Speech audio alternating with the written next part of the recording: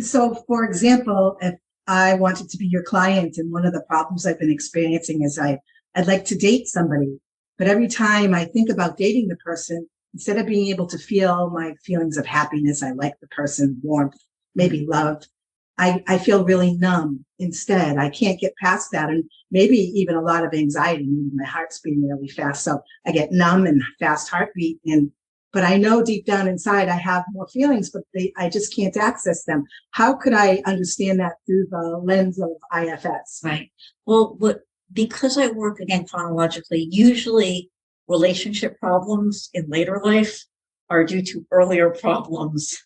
Um, you know, well, obviously in our earlier life. And so a lot of times when I work with my clients on the relationship with their, I can't say 100% across the board, but for a lot of times when I work with clients on the relationships with their mom, dad, siblings,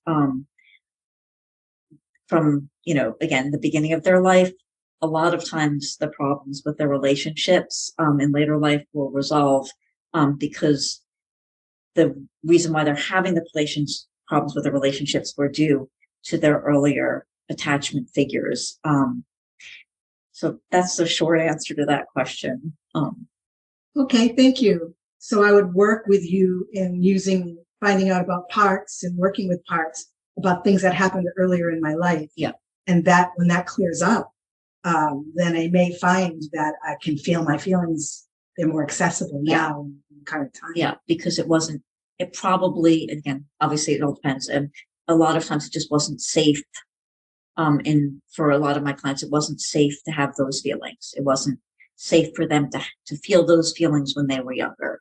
And so the protector developed, the protectors will develop at the same time that the wounded parts come up. So often the protector is very young. And so it might not have been safe for my client to feel those feelings.